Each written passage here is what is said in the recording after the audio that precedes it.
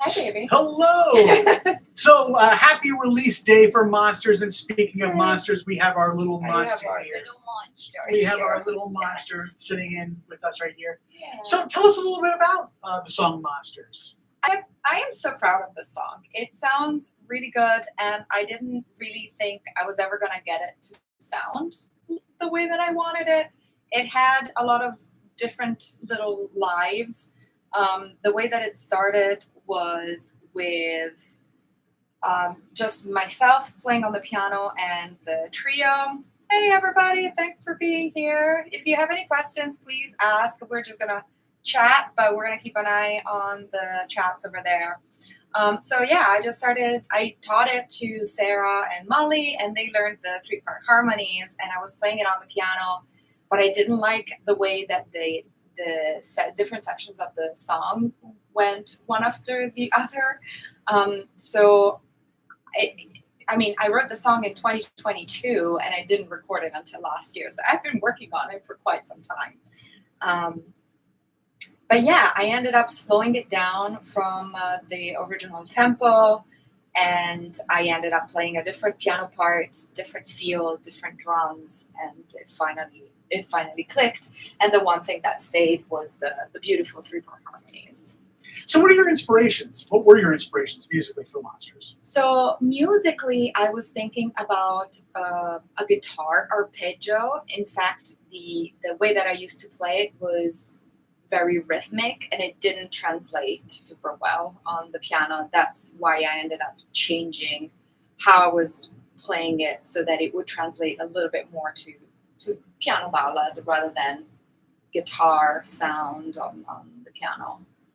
So I tried to channel my best Billy Joel. Interesting. Yes, and I did okay. I like my piano part. So it's basically Billy Joel's piano is what kind of inspired you on the music. Yes, for sure. So how about lyrically or thematically? What were your inspirations around this? So lyrically, the theme of the song is obviously monsters. It repeats it several times. I have to get rid of the monsters in my life. One by one, I'm peeling off the monsters in my life. And as you know, I use the term monsters to call the dog. She's our little monster. And I also use it for something else that I have a big burn scar on my back, and I call that the monster on my back. So that term was in my mind when I started writing the verses of the song, which is about finally letting go of a toxic relationship that no longer serves you. And when I got to the chorus, I was like, it is kind of like a monster in a sense, where they're hiding in plain sight. They're your friends. Everything looks and seems okay, and then the light shifts, and there's the monster. So it doesn't necessarily have to be an external source. The toxic trait that we are trying to distance ourselves from.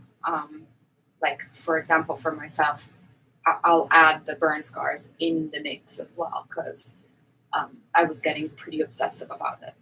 They were very painful. So songs lyrically for me are always like a mashup of like all these different feelings and emotion. Also, the first verse it was a whole verse about getting rid of clothes that don't fit you anymore. And then it ended up getting cut. It didn't fit in the song, and there's one line left over from that, which is like that pair of my old jeans. But yeah, so it's just a mix match of different concepts and different ideas. And speaking of concepts and ideas, the original idea was just to film little vignettes for this video. This was not planned to be a full-length music video. Right. What changed your mind on that? So Tim, the videographer and cinematographer, suggested to go to Wrigley Park, which, if people from the Philadelphia area, if you've never been there, is so beautiful. It's really eerie. It feels like walking in a fairy tale. So the thought, Wrigley Park fairy tale, made me grab my long pink skirt.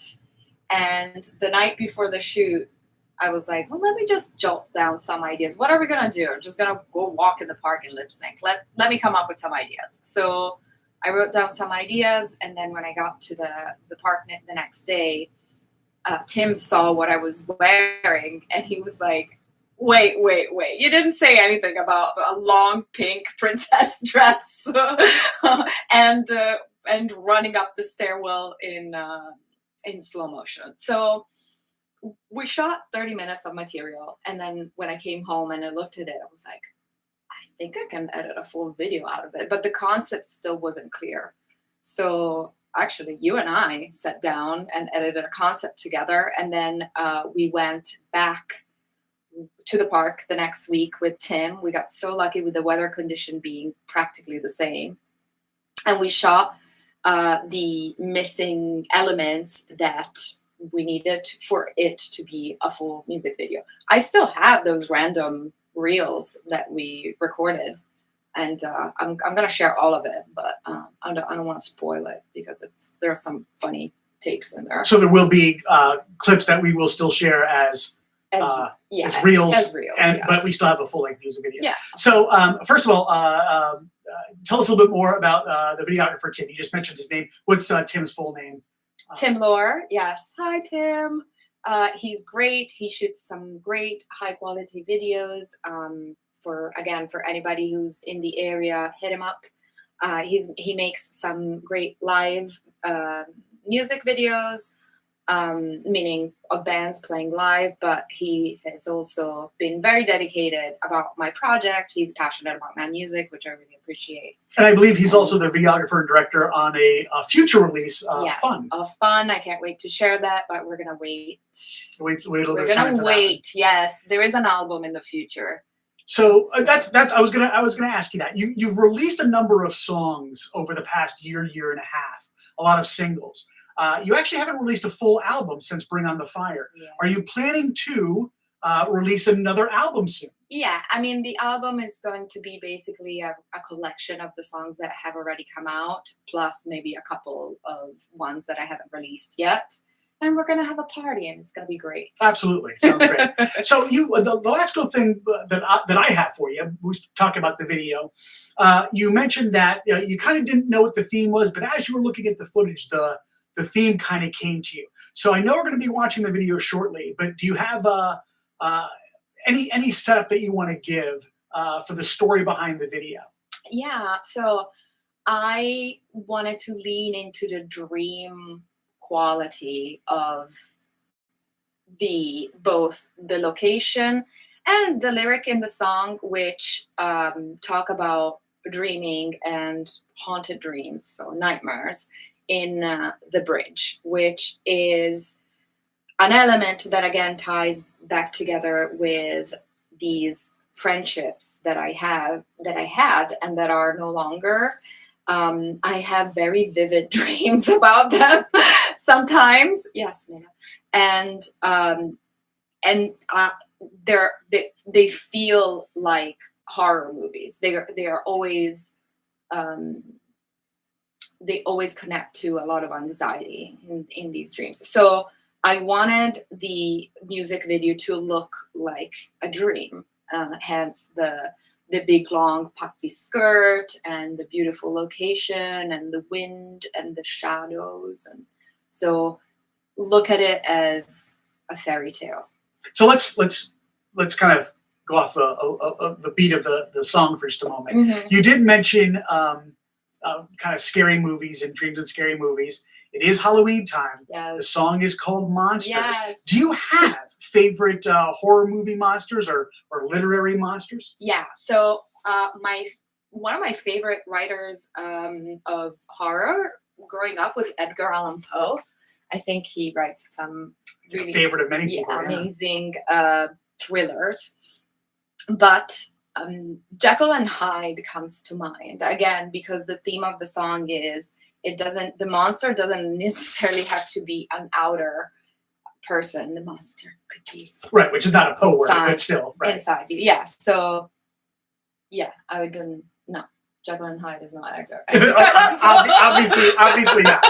Just want to make sure everybody knew that we are aware that that is not a. No spoilers, because apparently some of my students are just reading Jekyll and Hyde, so and they don't know. Then we will not spoil that. But yeah, I love an inner monster as well as an outer one.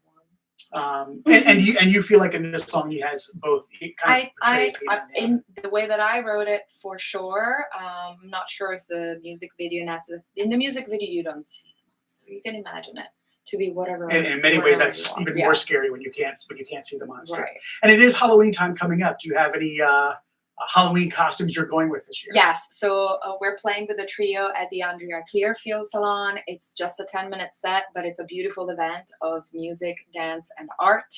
And we are super excited. And we are keeping up with the dream theme. We're going as characters from Alice in Wonderland. That sounds like a lot of fun. Now, have you seen any questions come up? I don't know who's joining. Hi, everybody. Does anybody have any questions for me about Monsters, about any of the other releases, or about the music video? If you've seen it already, it came out at 8 p.m. So we were here. We haven't watched it. We haven't watched it officially yet. Yeah. And if there's no questions, then we can leave you and get ready to go enjoy that video since it's now premiered. Yeah. How good was Bobby? Give Bobby a shout out. Probably a little shine up on here. He kind of probably put on some stage makeup or something. But we're really excited, Valentina, for this song. We're really excited for the upcoming album and the upcoming releases that you have. Yeah. So let's get ready for some monsters. All right. Well, everybody, thank you for joining and thank you for listening. If you don't have any questions, we're going to log out and go on to YouTube and find my YouTube channel, Valentina Sounds. Look up for Monsters and enjoy the big puffy skirt in the woods. Indeed. Ciao. Ciao.